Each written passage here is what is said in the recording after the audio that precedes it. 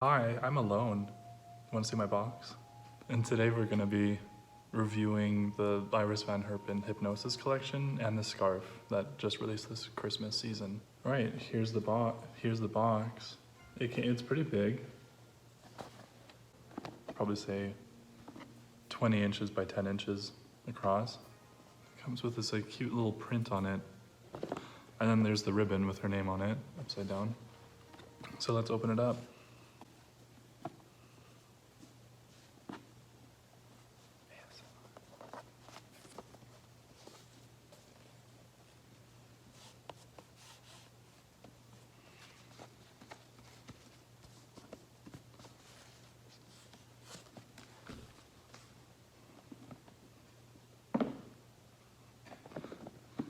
All right, so here's the box without the ribbon on it. Mine came a little bit damaged, which is all right because it's a box.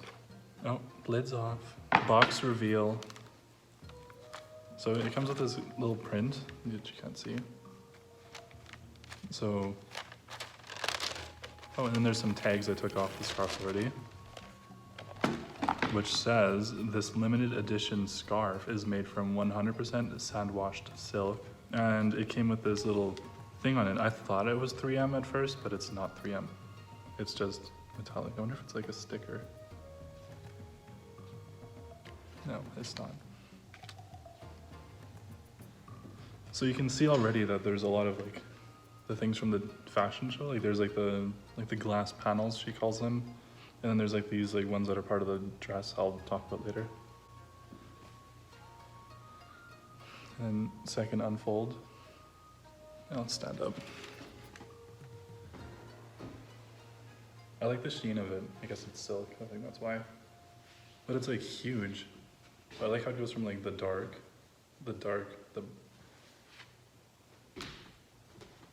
Hey, look at that. It's almost like a blanket. It's a good thing I'm wearing black and white today.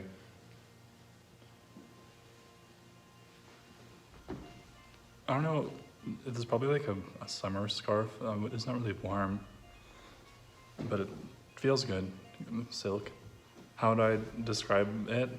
It's like a silk scarf. There's not really that much to describe about it, I guess. It's nice. I don't even know how to tie a scarf, to be honest. I usually just do the one wrap. And then there's I was trying to watch these videos where they're oh, you do this, and it's called the bouffant or whatever. But then I can't do it. So we're gonna put that down now. I wanted to talk about the fashion show that the scarf is from. Well, I mean, it's not actually from the show. They just made it after the show to commemorate the show. They released this Christmas. Hopefully, if my editing skills are good, it'll be up here. Iris Van Herpen presents Hypnosis. For this collection, the designer found inspiration in the hypnotic manifolds within our ecologies through the work of American artist Anthony Howe. The three-dimensional cyclical harmony of Howe's kinetic sculptures is the wind beneath the wings of this collection. Oh, breathe. Howe's spherical omniverse sculpture explores our relationship with nature and intertwines the infinite expansion and contraction, expressing a universal life cycle.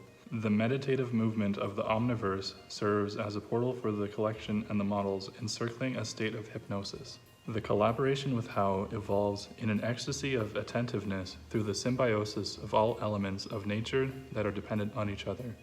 As one of the key pieces of the collection, the finale infinity dress comes alive on the breath of a finely balanced mechanism.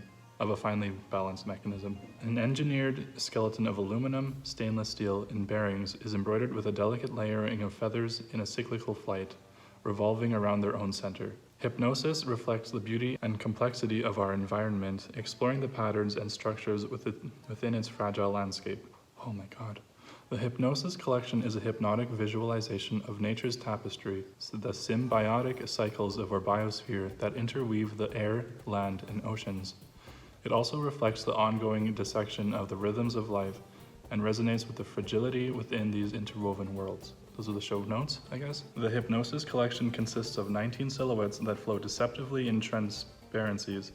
Multi-layered around the body, they revive the ancient silk moire weaving technique that links to the illusory nature of human perception. The epicycle looks are constructed by multi-layering luminous organza spheres, which challenge the relationship between the surface and substance through illusory patterns that wrap into each other infinitely. The the Japanese word garments, which reflect the venerable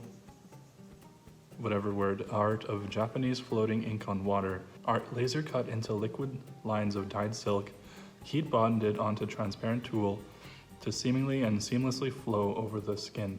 The dichotomy looks are laser printed, heat bonded, and laser cut into contra-positive waves. Each dissected curve is then pressed onto hundreds of ripple-like panels that ebb and flow in an exquisite swell of meticulously hand-stitched silk organza. The hypnosis technique, developed in collaboration with Professor Philip Beasley, involves tens of thousands of plotter-cut mini ripples that continuously dissect the dress through each movement of the body, revealing skin in between the whimsical spheroid patterns. The printed Duchesse satin is plotter cut into thousands of 0.8 millimeter exquisite waves that each are interlinked, designed to move faster than the eye can follow. Okay, so the first dress, not really my favorite. I do enjoy her stuff. This isn't really my favorite material. I'll show you what's my favorite. I like how it shows volume. You can see the hourglass with the bustier, which is the chest part, and then where the stomach is, there's those smaller little spheres, and then it juts out again. So you get that. She used to be a dancer, and all of her clothes focus on movement, which I really enjoy. All right, second dress, let's be quick. It's more of an empire waist because it goes up to the chest, and then it juts out at the hip. So you kind of do get more of that body in an empire waist. I like the white and black. I really like that headpiece. I hope that she introduces accessories more than scarves. I know that she's doing these really cool shoes that I can't fit and can't afford because they're $2,000. And then she's doing belts. All right, so the third dress, this is the kind of stuff that I like. It's these laser cut dresses, and the way that they move are just incredible. I really enjoy the high neck, and then the bare shoulders, and then so all of those individual lines, they're printed on top, and then they're laser cut. Look 4. I really like the sleeves. It's that laser cut again. There's a panel in the chest, which I really enjoy. It's kind of that, I don't know, it would be considered a boteau. I don't know, I don't really speak French. That boat cut, which is a square collar, but it goes down. I like that eyepiece again. The line work, her line work is very, very intricate. All right, look 5. So this is that Japanese water on ink that she was talking about. You can see kind of in the abstract kind of shapes, and then there's that white to red gradient, which I really enjoy. All right, look 6. Kind of a mix of that Japanese style and the laser cut one. I really enjoy it. I like the way that the arms go to the knees. So look 7. This is created with Philip Beasley. He's from Toronto, and these are laser cut pieces, and they're kind of like a slinky, but a high fashion slinky. So when they move, they change shape. Look 8. There's a lot of skin showing. When you move, when you take the step, the slinky expands and you get to see more skin, and then when it contracts and gets closer together, it becomes more opaque. All right, look 9. This one always reminded me of the Lannisters from Game of Thrones, how they have the sleeve, and then it keeps on going, and they have the slit in the middle, so you can actually use your goddamn arms, which I really enjoy. And so this one is also that laser cut thing where it's a slinky. All right, look 10. This is my favorite dress of the collection. I don't know, I really like the leg. I like her leg. I like what the hell is it called? The slit.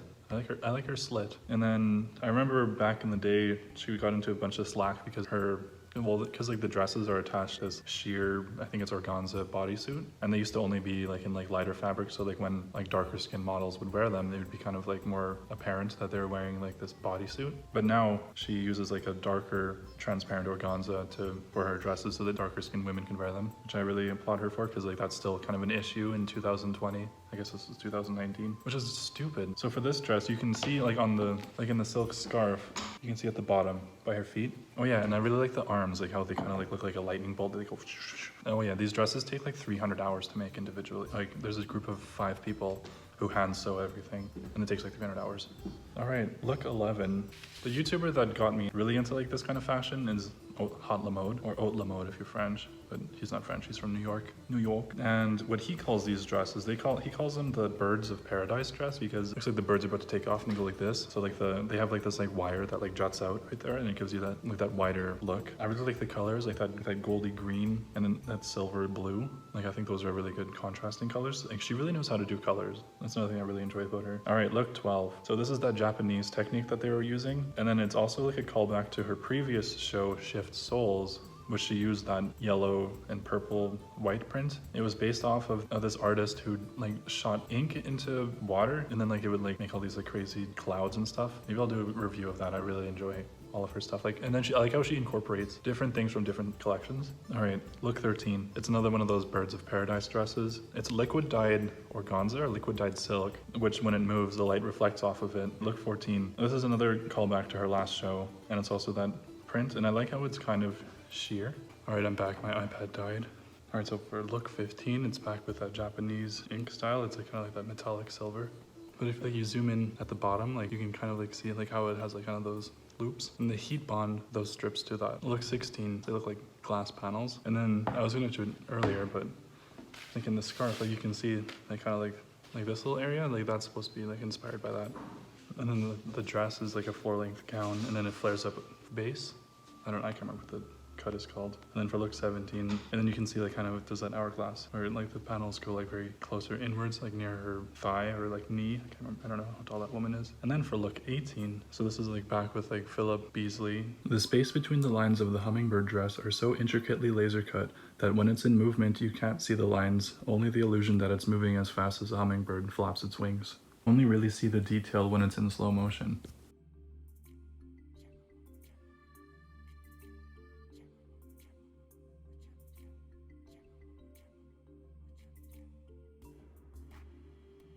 And then finally for look 19, this is the finale dress. It is like the first time I've ever seen a dress move before, because it has a motor in the back. But there are like 3 different types of that dress. There's one without a motor, like the one that's like powered by the wind without the motor. And then there's one with the motor if like you're indoors or whatever, if you want to breeze.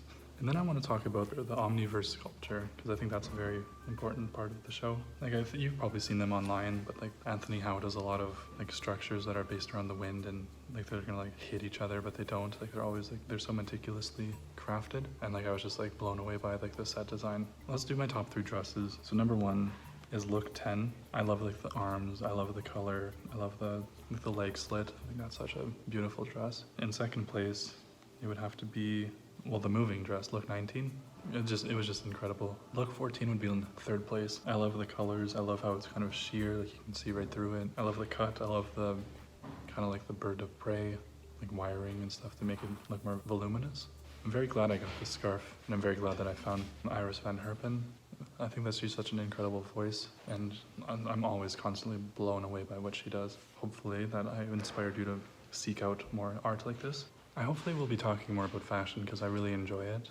Like some of my other favorite designers right now, I think Iris Van Herpen is number 1, because you know she's just incredible. Second place would be like Daniel Roseberry for Schiaparelli. Like I definitely want to talk about that. Like I think he's just fucking incredible. And then third, Robert Woon. I think his stuff is just impeccable. So I mean, if you want to see more stuff like that, then give me a like, give me a follow, hit that bell if you want. I mean, it's been a year since I've uploaded a video, but I mean, I've filmed like 7. I'm just awful at editing. And hopefully these ones will be done soon. All right, take care. Stay safe, stay home.